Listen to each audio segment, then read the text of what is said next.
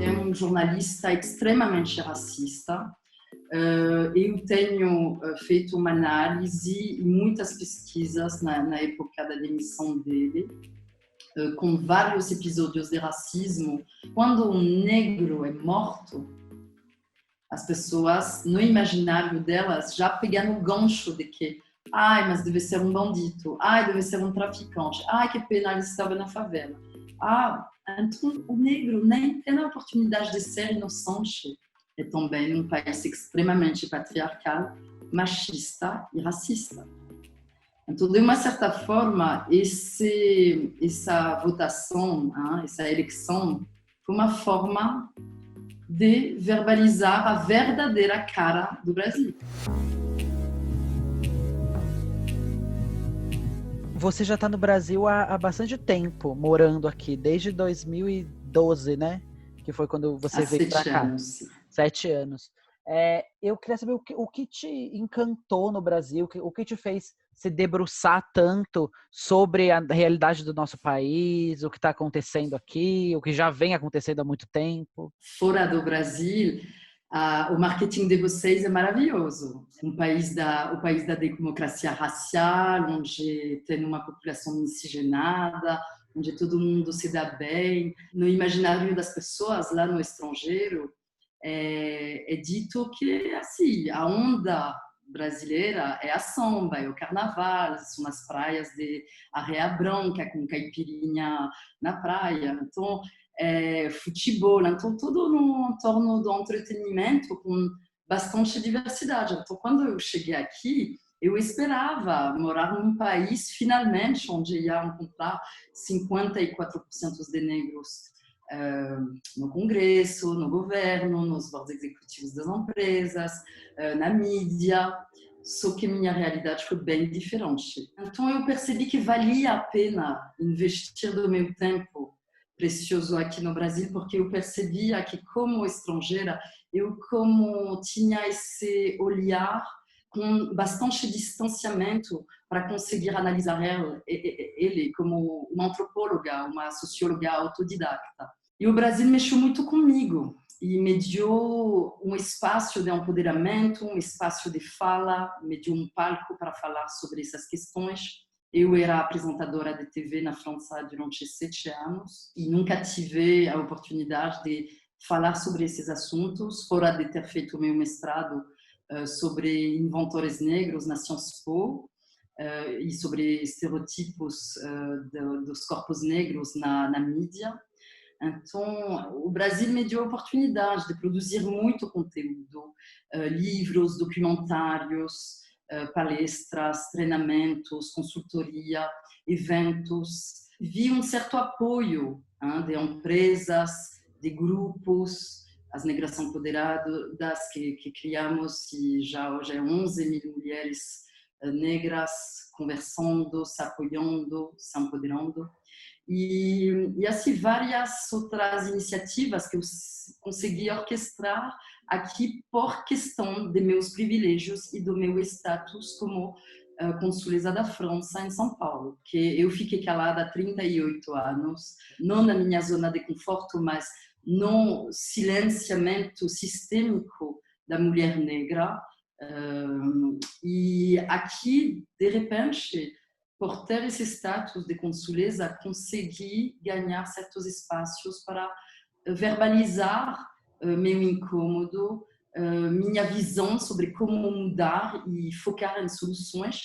E de lá para cá, assim, várias coisas bacanas e resultados foram acontecendo. Os jornalistas vinham me entrevistar para eu poder falar do glamour da França, da Torre Eiffel, de Chanel, do champanhe, mas eu sempre fazia questão de colocar gotinhas de militância e de ativismo para acordar as pessoas sobre a questão racial. E assim, fico feliz porque eu consigo sentir que sou uma gotinha de água no oceano, mas é muito bom poder sentir que eu me sinto eficaz, que o tempo precioso que vou investindo na causa negra e no empoderamento das mulheres tem algum efeito.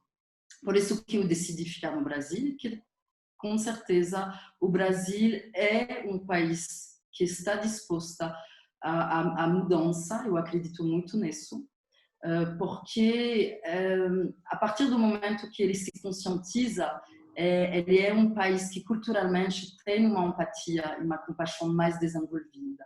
Então precisamos colocar gotinhas, assim, sementinhas de conscientização, acordar as pessoas numa questão da inteligência emocional e mudar os imaginários.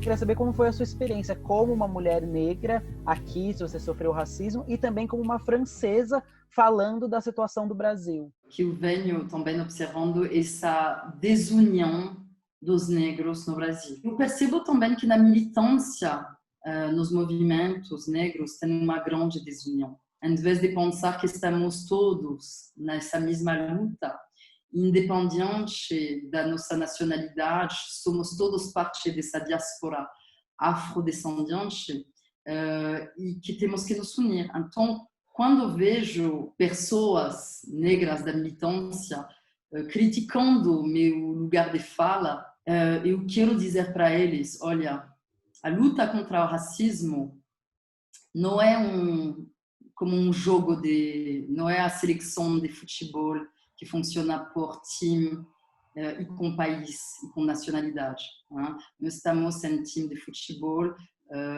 então como eu não sou brasileira, não posso jogar no time brasileiro. Eu acho que temos que ir além desse raciocínio raso e entender que se eu consigo abrir certas portas para através de meu status de jornalista, de apresentadora de TV ou de ex-consulesa da França, por ter estudado ciências políticas, por ter assim, orquestrado vários projetos que ajudaram na contratação de 458 negros em multinacionais, por ter orquestrado a produção de vários documentários e publicidade e editoriais na mídia, eu posso também trazer comigo muita gente preta para poder ter esse lugar de fala. Então, eu abri muitas portas. Ainda, meu impacto, segundo minha visão, é muito micro. E, em vez de bater na minha cabeça ou de reclamar por eu tomar talvez o espaço de outras pessoas negras que têm a capacidade, o conteúdo e o domínio para falar, tenta perceber que eu estou abrindo portas. Quando vejo que estamos capazes, em alguns dias, de trancar o planeta inteiro dentro de casa, nessa emergência sanitária mundial, somos também capazes de resolver a questão do racismo. Temos que trancar todo mundo em casa durante 2, 3, 5 meses, um ano, para colocar 24 horas por dia essa temática, como estamos fazendo com o coronavírus. O nome ontem virou destaque, né?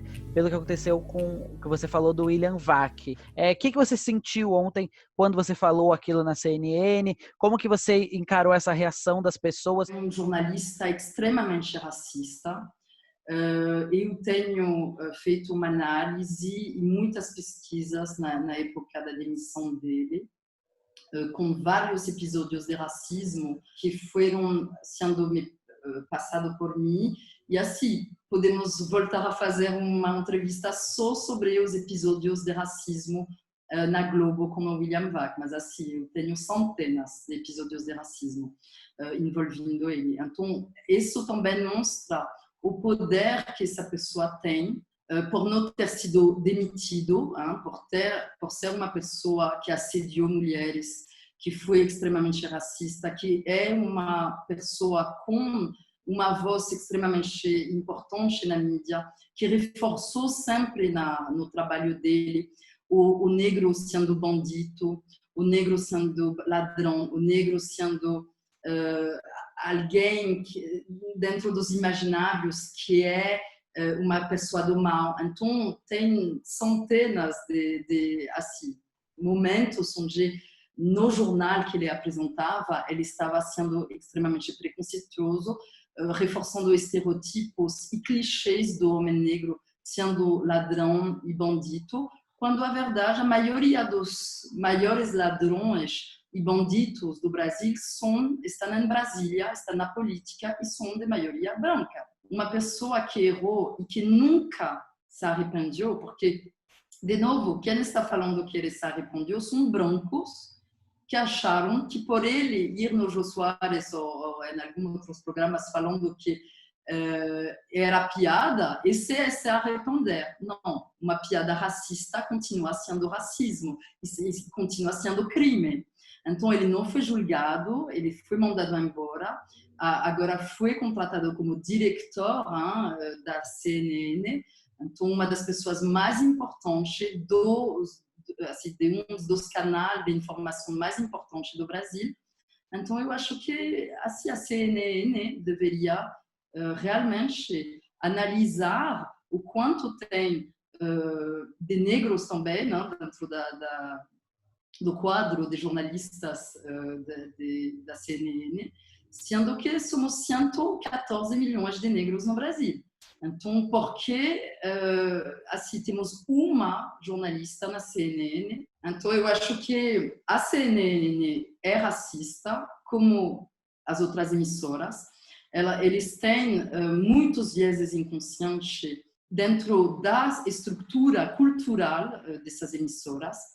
Eles precisam contratar consultores e palestrantes para vir conscientizar esses jornalistas. As escolas também de jornalismo precisam também trazer aulas, conteúdo sobre diversidade e inclusão, e parar de ter essas assim, redações monocromáticas brancas e achar que está tudo bem. Precisamos perceber o quanto essa pauta ela é o maior desafio do Brasil. A corrupção, comparando a corrupção com a questão racial no Brasil, para mim a corrupção é uma gotinha no oceano.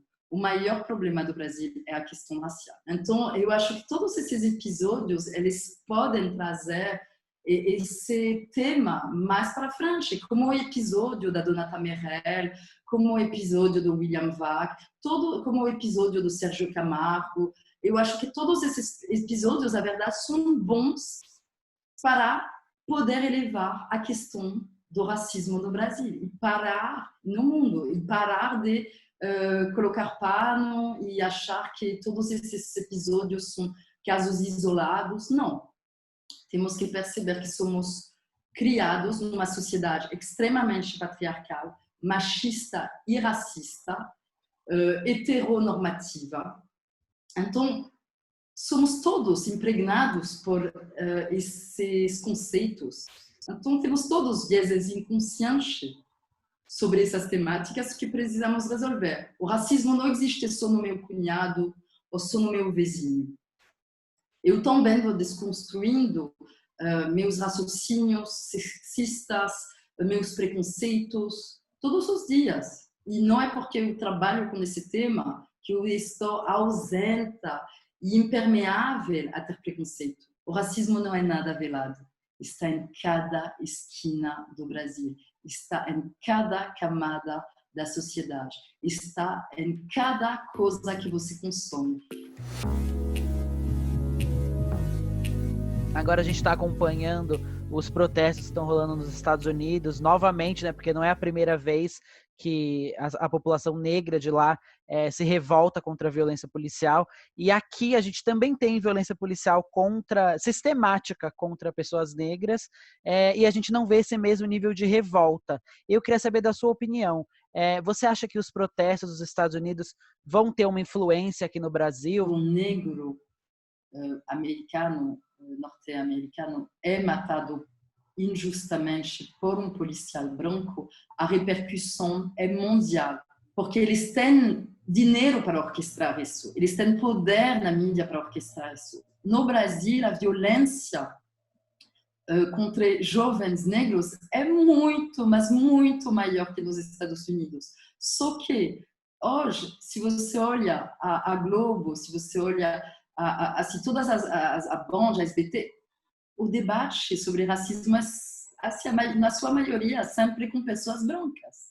Não? Salvador Branco, que tem esse síndrome de falar por nós, quando temos tantos acadêmicos negros que têm doutorados sobre essas questões, eles são ausentes desse debate. A percepção é que a polícia militar, por justamente ter tido uma ditadura militar por muitos anos, ela é muito mais violenta que nos Estados Unidos. Eu acho que também os policiais militares e a milícia militar brasileira, ela não está sendo processada pelos crimes que ela comete. Então, ela faz parte do tráfico de droga, ela faz parte de organizações ligadas à corrupção. Então, ela é um instrumento extremamente difícil de entender, de como desmantelar essa forma de agir secular. A polícia no Brasil foi criada no início para ir atrás dos negros fugindo. E nunca mudou. Cada 23 minutos, um jovem negro é morto no Brasil. São 156 corpos cada dia, através dos homicídios, mas também pela violência policial. Temos 2 a 3 vezes mais mortos no Brasil que na guerra da Síria e da Líbia, nesse momento. O genocídio da população negra, ela foi orquestrada através do embranquecimento do Brasil e de todas as leis do embranquecimento. Então, é o crime perfeito, esse genocídio, porque ele não está sendo verbalizado, esse foi planejado. O segundo maior partido nazista do mundo estava no Brasil. Ele continua no Brasil de forma muito informal e secreta, mas assim, milhares de nazistas alemães vieram se esconder no Brasil depois da Segunda Guerra Mundial. Não perceber que, claro, é preciso dar muito espaço para esses episódios, mas também deveria reservar muito espaço também para falar dos episódios acontecendo diariamente no Brasil, como a morte do João Pedro, do João, da Agatha, de todas essas pessoas que estão sendo matadas pelos policiais, pela violência dos policiais, e que são fatos diários no Brasil acontecendo. Só que na cultura escravocrata e racista brasileira é nesse ditado: um bandido bom é um bandido morto. Então, até onde um negro bom é um negro morto? Quando um negro é morto, as pessoas, no imaginário delas, já pegam no gancho de que mas deve ser um bandido, deve ser um traficante, que pena, ele estava na favela. Então o negro nem tem a oportunidade de ser inocente.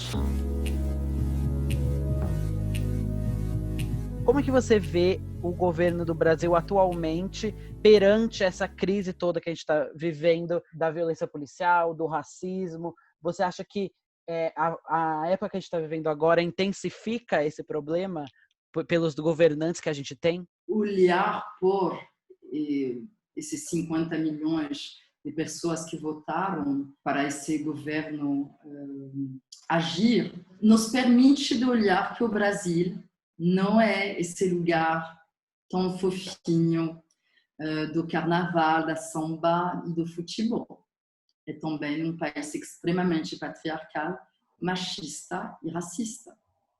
Então, de uma certa forma, essa votação, essa eleição, foi uma forma de verbalizar a verdadeira cara do Brasil e parar de enxergar justamente esse país sendo, assim, no imaginário ainda de muitas pessoas mundialmente como um país da miscigenação, um país de uma abertura no pensamento, na criação. Bom, eu penso que, infelizmente, talvez precisamos passar por esse episódio para acordar e perceber o quanto estamos longe de resolver muitas questões.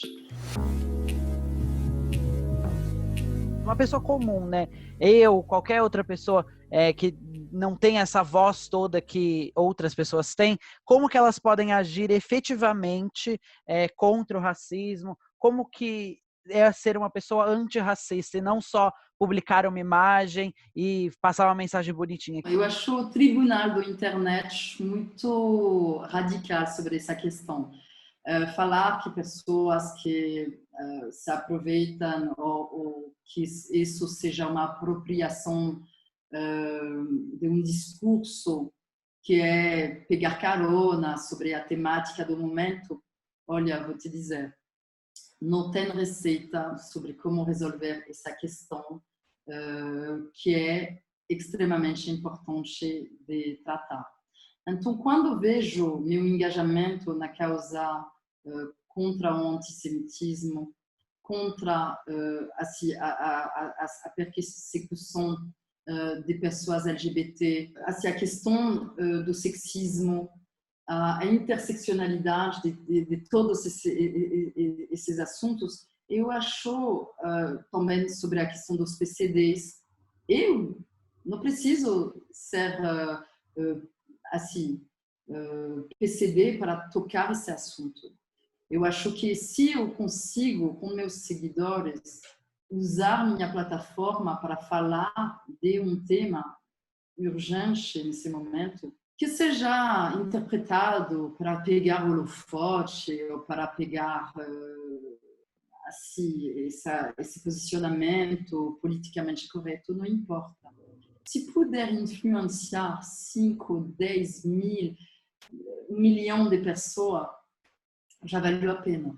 Eu fico muito feliz de ver um monte de minhas amigas bolsominion ter participado desse momento histórico ontem do Blackout Tuesday. Porque sei que quando elas estão votando por um cara que foi extremamente racista, sexista, não vou parar de falar com essas pessoas. Eu nasci numa família extremamente racista. Meus avós e bisavós nunca aceitaram. Minha mãe é branca, ter casado com meu pai negro. Mas eu aprendi a amar esses racistas. Eles aprenderam a me amar. E se hoje tenho uma expertise, é saber lidar com os racistas. Porque não é porque eu fecho meus olhos que o Bolsonaro desaparece, que o Trump desaparece, que o racista desaparece. Então, eu preciso continuar agindo onde meu foco é convencer e converter esses racistas a ter empatia e compaixão sobre aquela temática e fazer que eles possam se tornar atores dessa mudança. Uau!